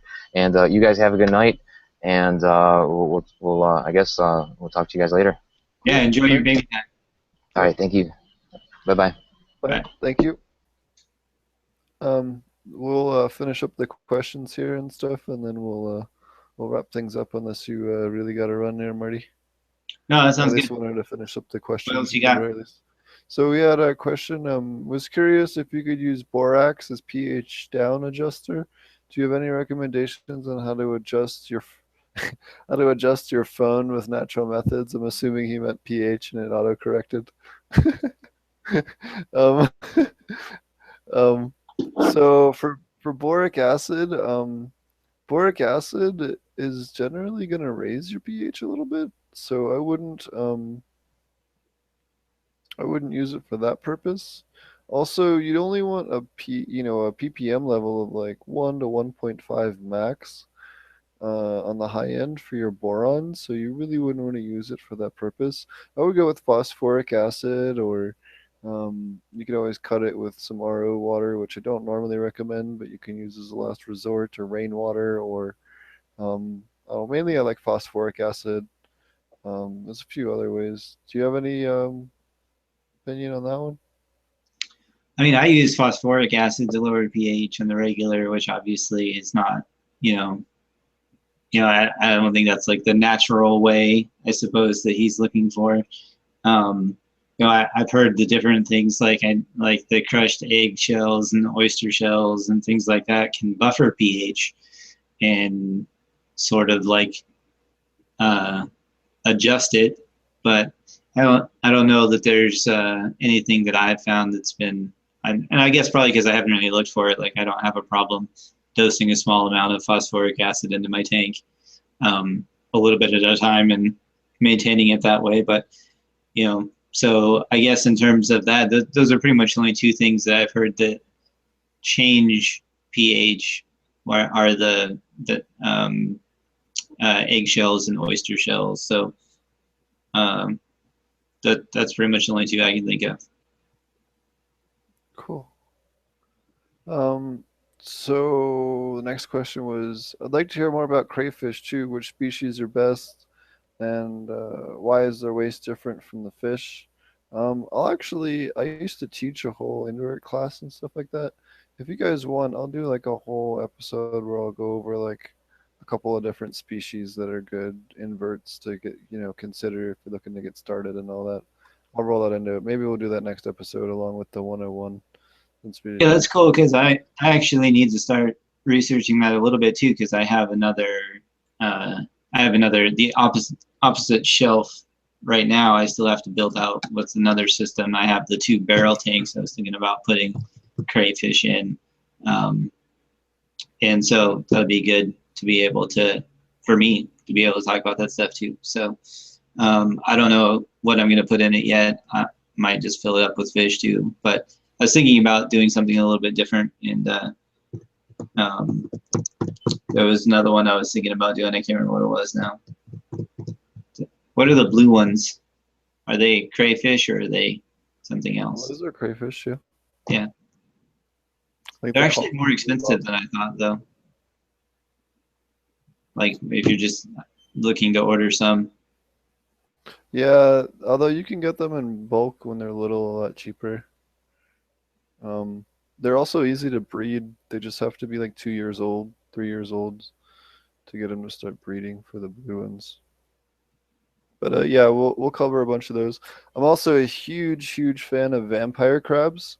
Vampire crabs are a freshwater fiddler crab, and they'll go around and eat all your dead leaves and kind of the parts of the plants that aren't doing so hot on the that are low to the ground that normally would be annoying for you to go and trim and whatever else. That's their favorite food. So you'll have these little gardeners that are really cool, really colorful, that just run around your grow beds, and they do really well in the raft beds or in media beds. If you put them in media beds and you have a decent sized media bed, take a couple of pipes, like half-inch pipe or 1 inch pipe, and just push it down into the media so that they have a tube they can go down into. They can slip down into. They need a little burrow, but they work super well. And yeah, they'll also eat insects. So if you have an outdoor grow, and you're especially in the south, you can use them in the summertime, and they do a really good job of eating any insects that happen to crawl across your grow beds or your flower rafts and stuff like that. They love to eat meat as well, so they'll actively eat grasshoppers and other things they happen to come across. They're What about preferred. caterpillars? They prefer. Yeah, they'll eat caterpillars as well. They prefer to eat meat, but Huge their amount of second caterpillars choice. this year, like an insane amount of caterpillars. So their preferred um, food is meat, but they'll also go after like dead leaves, dying leaves, older stuff, older plant growth, that kind of stuff. They don't generally touch anything else unless they're starving to death. But if you have any kind of even a decent sized grow, you can have a dozen of them, and they won't. A 3 by 3 bed could support 30 or 40 of them without an issue. How many in like I have 4 half In an barrels on outdoor that. bed, out back outside, Yeah, I have four four and a half barrels. half You could easily do a half dozen or a dozen per barrel. per barrel. Hmm. Nice. Because any insects that crawl across or any whatever else. If you got some veggies growing underneath or whatever, especially lettuce and other things that have those real lower leaves that are kind of hard to get, you get kind of moldy sometimes and get funky and stuff. Right. They love to get in there and just eat all that out. So, Or like the little like because I continuously harvest lettuce, so I get a lot of like the little pieces where I cut off a chunk or pulled off a yep, chunk already where there's a little bit left there and it yellows out and gets all crinkly and stuff. So yep, I'm sure they eat up a lot of that stuff. So that'd be kind of cool. And yeah. I'm They're always interested super colorful. in sort of getting more diverse, um, kind of expanding the ecosystem, if you will. I'm just giggling about something in chat. Also, I'd like to hear about raising insects for your AP system. I'll actually do a whole separate episode on insect raising. I used to teach a whole like 2 hour section on that, so I can actually answer that really in depth. Um, I did I a would say whole. like if you just want to find something to like read about, I mean that probably the black soldier fly is one of the common ones. There's tons of information on those and DIY videos and all kinds of stuff. If you're just looking for some place to get started, then that's obviously a good one. I think you mentioned one on one of our last ones too. Besides Yeah, that, so the top ones I'd recommend if you're looking for at least a short list would be the black soldier flies, like you mentioned, which are really good. Earthworms, doing the earthworm bins are super easy, work really well. And then the other one is I'm a super big fan of dubia and hissing cockroaches. They're cockroaches. super That easy was to what I was raise, thinking. and they have a really good fat to protein ratio. They have a really good calcium ratio as far as calcium to gram weight, and they're easy as heck to raise. They don't move very quickly, especially those two species, hissing cockroaches and dubia cockroaches. And you can get them in lab grade online for dirt cheap, so you can get they're clean. They don't have any diseases. They don't have anything weird. And then as long as you're not giving them anything weird, they're not gonna have any problems. And you just take all your plant scraps, your leaves off your grow, your leaves off your veggies, your roots. When you replant, take your roots and your stems and anything you're not using, throw them in there. They'll eat all of it. And you can take their waste and use it again as a kind of like our worm casings, and they're super easy to raise. They're the easiest insect I've ever raised for fish feed for sure. And then what you do is you take the toilet paper rolls or paper towel rolls and you throw them in. The roaches are easy to keep in any container. Just put a 2-inch band of Vaseline around the top. They won't cross it.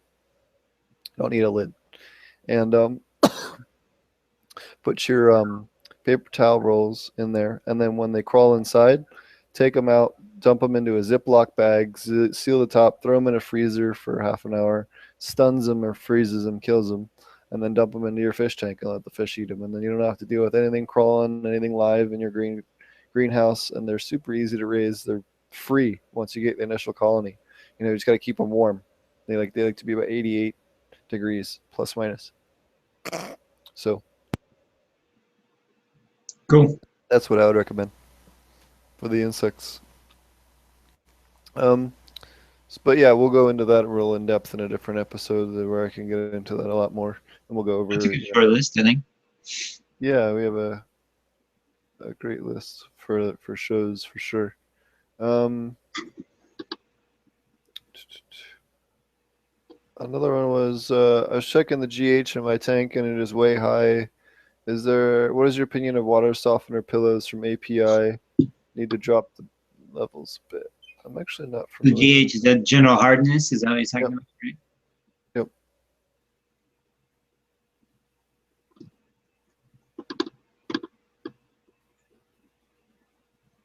Actually looking that up. I don't know. Yeah, actually, I think I've never used those. I didn't actually know API had a water softening pillow, to be honest with you. That's really new. Yeah, I hadn't heard of it either. And I went to look it up the other day. I think he commented on one of my videos, asked about it too. I hadn't heard of it. I went to look it up and then got distracted. So. Well, it contains resins to remove calcium, magnesium, and soluble heavy metal ions, including iron and copper. So I would go with no based on that. Not to say that it's going to kill anything, but it's going to not help your system. So, but I wouldn't worry about your GH too much. As long as your pH is in the right range, I wouldn't worry about it. I mean, obviously there's high GH will keep your pH high, but the only thing that, because my well water has super high GH, and the only thing that I have to be careful of is that if you just continually top off water, that'll start to build up even more. And unless you have some seriously heavy feeding plants, then I would say after I try to shoot for once a month, maybe even once every 2 months, to just do a 50% water change where you actively pump out 50% of the water that's in the fish tank and then refill it with new water so you don't get too much buildup. So that's really the only thing I concerned about. Other than that, I test pH and then general hardness. For the most part, I don't worry about. And it's for mine, it's high to start with, and I can go at least. I've gone as long as 3 months with just topping off before I start seeing yellowing, kind of like you would get with like a EC and a hydro setup. So if you're getting yellowing, is it just because your calcium is getting so high it's locking out your pee, or? Yeah, that's my theory behind it anyway. So anytime that starts happening, I do 50% water change, and yeah. So you could also put broccoli and kale, any of those. That whole family is really, really heavy on calcium feeding as well. Yeah, actually, that's what I did. Is I planted a shit ton of kale this time. So I have a whole bunch of it. We've been making kale chips and all kinds of stuff with it. But yeah, kale chips are the bomb. Barbecue kale chips are the best. Yeah, it's good. It's a great way to get rid of both nitrogen and calcium. So I like eating my problems. It's a good way, good method for me. So I guess that's probably the main way that I consume it is just try to make sure that you have a heavy plant load. If you have general hardness, there's no if you keep your pH in the proper level, you should be able to consume most of what you're putting in. Yeah, so plants, I guess, is probably my favorite way to lower general hardness. Does that make sense? Yep. So what's the next one? Hey guys, what is your opinion of bloom boosters? If someone is running Mammoth P and Avalanche from Growmore, or is it even necessary? I'm not familiar with the Avalanche from Growmore. Are you familiar with that one? I'm not sure what he's talking about, any of them. What is the? I mean, I know what the Mammoth P is, obviously, but what's Growmore Avalanche is bloom boost? Is that what he asked about? Flower hardener. So what is it, like a silica? Most of the like bloom stuff is like a Monopotassium sulfate and a lot of zero, like 0.005 or 0.55, like just a lower nitrogen. And I'll have to look up this. I'm not finding an easy answer to this. I'll have to look this up and answer it next time for this one. But I mean, so I think your general question, though, correct me if I'm wrong, because I think you're still in the thing here, is that like, why would you use both nutrients and microbes? And you would alternate between the two. So, and you always want to dose a little bit of microbes anytime you dose nutrients. And you always want to dose a little bit of sugars anytime you dose nutrients or microbes, because you got to feed the stuff to make sure it gets processed faster. You can shave a day or two off of your availability, sometimes even more, depending on what the microbe is and what the micronutrient or nutrient is. So I feed both. I that's essentially what I do, is I just feed both times. Yep. But that's what I do in general is that I top feed or top water twice a week. And at the beginning of the week, I do the fertilizer, and the second half with a little bit of microbes, and the second half of the week, I do a lot of microbes. And that's my normal routine. And by microbes, I mean it could be a tea, or it could be a powder mix, or it could be a whatever. It just some form of microbe. I try to rotate it out around so that I don't, I get a good biodiversity. I've been really into ferments lately too. Like this horsetail tea ferment has just been, it's been awesome. I think you can tell just like how much beefier the stalks are, like just in general. Even though I've only been feeding it like maybe 3 times now. It's just you can tell significant difference in the rigidity of the stalk, and then just the amount of growth that 4 inches a day is just it's nice. It's amazing when you go out, like in terms of just seeing the difference. Like the Starfighter OG is just so much bushier than it is at other grows that I've seen it at that obviously are not aquaponic grows. So it's always interesting because I see pretty much all the genetics I get and run from somewhere else that's already ran them. A lot of my friends have already, like this Starfighter is already, I've already smoked the flower from this particular cut that's been grown somewhere else. So to be able to see the difference is a lot of fun. And my buddy that grew up before, he smoked in a lot of the stuff from last year's aquaponics system, and was really into it. And so we're both very excited to see the difference, because he does a lot of the sort of the no-till probiotic growing methods that you see in the PFA, and has a lot of success with it. But there's still something just like a little bit different about the aquaponic results that we've found in every cut that we've compared so far. So this one is sort of like everybody's favorite at the moment in terms of flower and production. So it's going to be, there's a lot of anticipation around it for me personally, and for him too. So it's kind of fun, but it's neat to just have that comparison from one to the other, and see the difference, because as you know, it is there. Yep, the AP stuff is one of how I got the flavor alone is how I ended up with one of my clients in Jamaica. So who I'm hoping I'll be able to get permission to talk to you guys about after like the week of the 17th or 18th.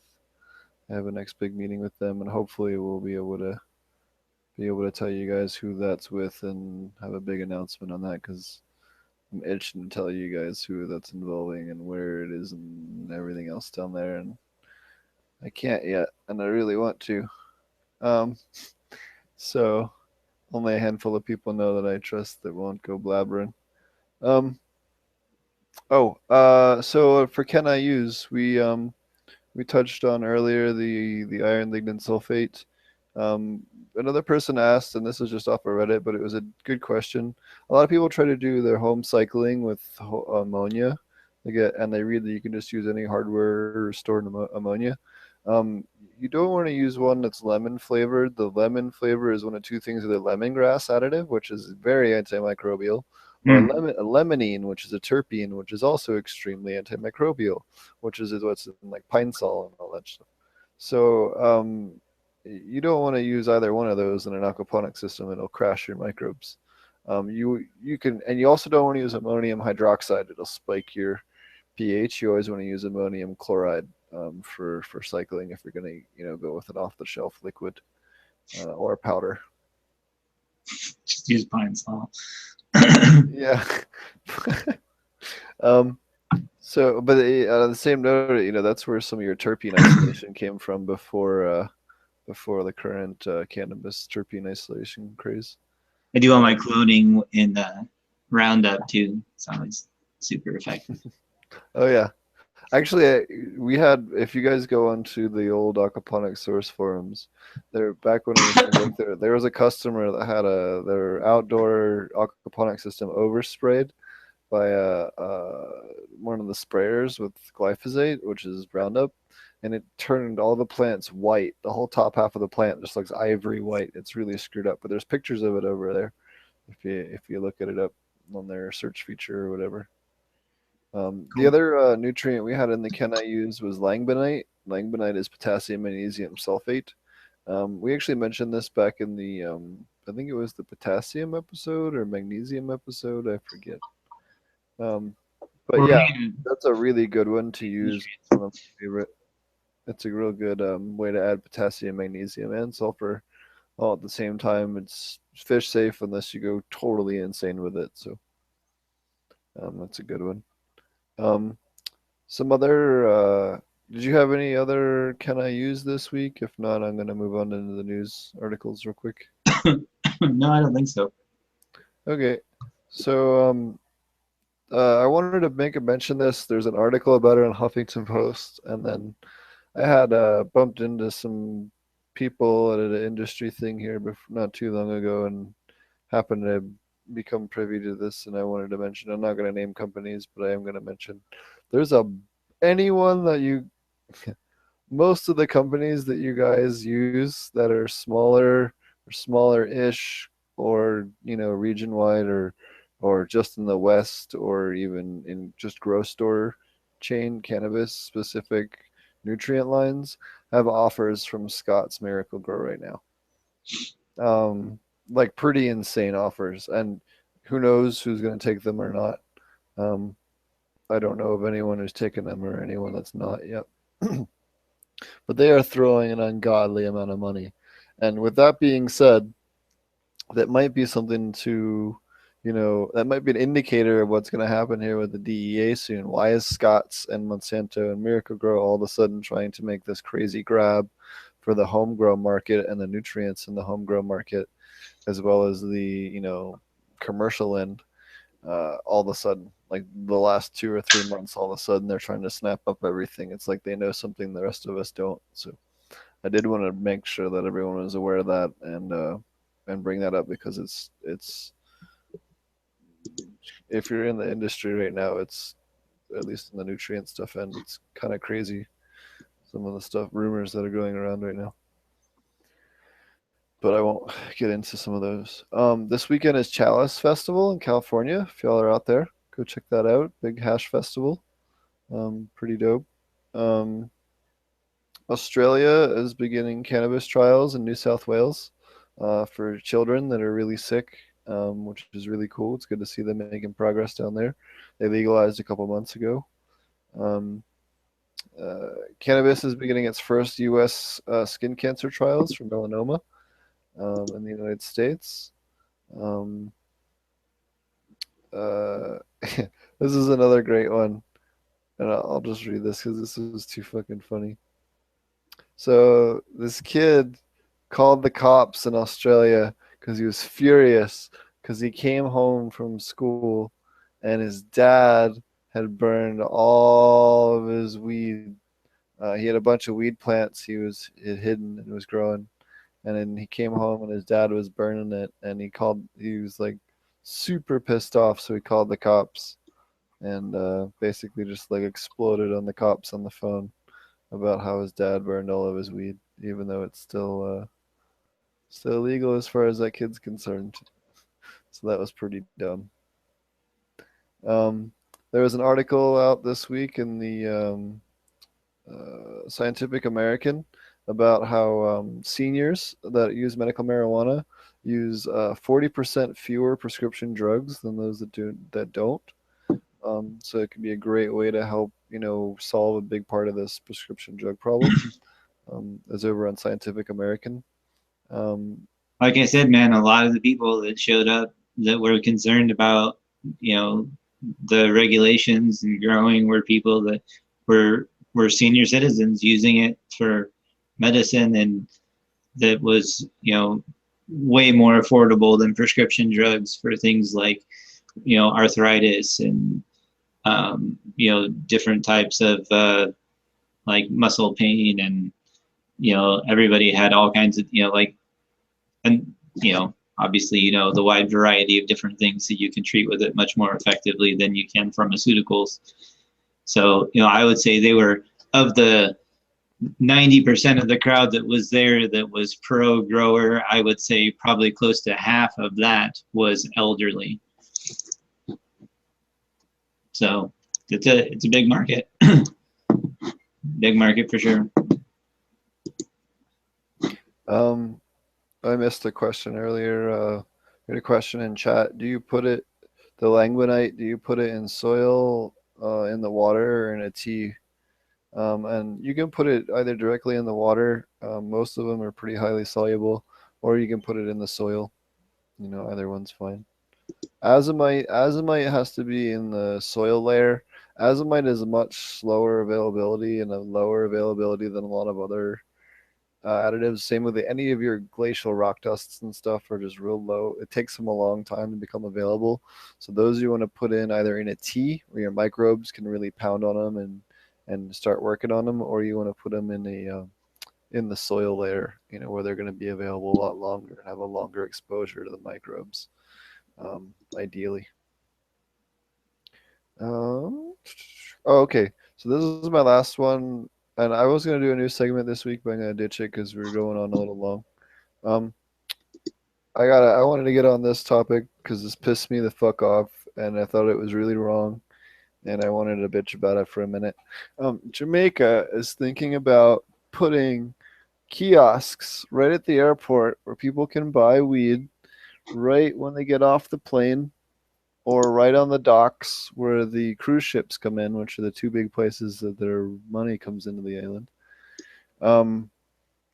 and allow people to buy it right there in the airport. Well, that's going to completely fuck over like 98% of the market in Jamaica and allow it so that like a handful of companies are going to be able to get a monopoly on those kiosks at the airport, and then you're screwed. Like so they want to do a permit system where you get a permit, you can have up to 2 ounces on you, and you can buy it right then and there and everything else. But it's just pointless. I mean, right now you can just go get off and you go right in front of the airport or in front of the cops and get offered weed. Like nobody cares. Like it's stupid that they're doing this kiosk crap. I'm not saying supporting street level dealing, but at the same time that you can't just push it so far to where, you know, people are immediately off the plane and it's right in their face. First off, people traveling there with kids don't want to see that crap. And second of all, you know, you're going to push away all those people, and you're going to push away families and other people traveling to the island. And then you're also going to totally screw over the bulk of the growers on the island. Just about every smaller grower on the island is going to be totally screwed out of the market. You know, people are going to get their wheat at the airport and not buy anything from the growers that have been struggling and fighting for, you know, 100+ years to get legalization. You know, this is total bullshit. It's worse than even like the Ohio or Florida laws for legalization, at least in the, if they end up passing that. I mean, it'd be completely insane. But that just made me so mad, and I wanted to get on a little bit of a high horse about that, because that shit just totally fucks over all these people that have been working so brutally hard to get Jamaica and their legalization movement, and the growers, and helping out the growers in the hills and stuff, that to do all that they've been working on. And this totally just pulls the rug out from all of that and just kicks them in the teeth, you know, and it's bullshit. It sucks. So sure. I don't know if it's going to pass or not, but it's something that's being proposed. Well, hopefully it doesn't. I mean, obviously, you know, who really knows how it's going to turn out? But ideally, you would think that, you know, you would want the tourist circulation to be somewhere besides just the docks and the airport. You could just make sense. Well, luckily, I know people on the, actually, the last week I was there, I went to an amendment meeting. So I actually have been in talks with them, and was just like, I wrote them a really angry letter. The moment I saw this, like 3 hours later, they had a letter in their inbox that was like hundreds and hundreds and hundreds and hundreds of words long. I just went on a tangent. I was just like, this is completely insane. I was like, you guys have to prevent this. This is going to do nothing. This is the opposite of what everything that they're trying to do with this legalization movement, and trying to allow the Rastas have a big part of it, and everything else this is the exact opposite of that. Right. So. Well, I just heard my kids come in downstairs, so I gotta take off. It's all good. It's been fun. It was nice having Vlad on. It was a good show. Yeah, see if we can get him on more regularly. I think it'll be a lot easier in the future. Especially since him and I will be together physically a lot in the future. Yeah, I was gonna say in each other's vicinity a lot more often. I'm sure that'll help. You'll be able to do one with all three of us in the same camera here before too long. So you might not be able to see much in the camera. It might be like 3 heads. It'd be like Vlad as he like slowly disappeared into the darkness tonight. We'll have to get one of those like multi-hose bongs from what the fuck is it called? Half Baked. You know, with the 4 hoses, and just. I saw one like that. There was an octopus. They had it at there's a head shop there in Eureka. I forget what it was called, but they used to have just some amazing glass. It was I can't remember now. It was off of Myrtle Avenue in Eureka. Somebody will probably watch and know what the hell I'm talking about. But or you can check it out when you're there. They might. Well, I guess shit. That was a long time ago, so who knows if they're still there or not. But it was hella cool. It was one of the multiple hitters, and it was all glass and had little rubber stoppers for the feet. So if you only had like 3 people hitting, you put stoppers on the rest of them, and then everybody could hit a leg. It was pretty elaborate. I think it was like $800 or something like that, but it would have been awesome for sure. I used to have a big glass mushroom that was multi-hose that I sold when I left Pennsylvania. I had a huge glass collection before I left, and just got rid of a bunch of it. Allegedly. Right on, man. Well, thanks for the show, and everybody for tuning in. You can check out our channels, Potent Ponics, and Steve's channel, and my channel is AP Meds. Aquaponic Facebook growers group, you can check that out, or the aquaponics groups. There's numerous ones of those that we're members of, and we post to also. But aquaponic cannabis growers is the one that we run and try to post specialized stuff there. A lot of stuff that we talk about here instructions like that stuff that Steve posted the other day about labs. It was a great little walkthrough and how to make those. So a lot of good resources there. So yeah, thanks for tuning in. And Steve, you got anything else? Yeah, I just want to do a quick shout out to Key to Life and to Dude Grows and RealGrowers.com. Definitely go check out DudeGrows.com too under their aquaponics section. Vlad's posted some articles and blog posts and stuff over there too, aside from Marty and I's videos. If you guys are looking for more aquaponic cannabis content, it's a great source to learn some more. He just had recently a really good article on microbes over there, so definitely go check that out too. And I think that's it. Check out my channel, Ponics, on YouTube, and Marty's on AP Meds. Also on Twitter, if you're looking to find out when they're going to be on, put an alert on Twitter. I have Twitter set up now for the videos, and also that should help some of you who've been asking when they're going to be on. We're trying to do it every week on Thursdays, but it doesn't happen every single time depending on scheduling. So. And that may change again here once I'm out in Cali. We'll figure out what works best for us. But at least him and I will be on the same damn time zone. We won't have to play any more of these time zone games, which has fucked us up before. It helps. Our weird issue is like nobody being able to broadcast video to our stream. Like nothing. Like I tried from 2 different computers too. Like I couldn't stream from my laptop or from my desktop, or like Steve couldn't either. So. Yep. Anyway, yeah. And a big thank you to Vlad. If you guys have any questions for Vlad, hold on. Well, just send them to me and then I'll forward them on. But yeah, and we'll have him back again here soon. And thanks for watching, and we'll see you guys again next time. Cheers. See ya.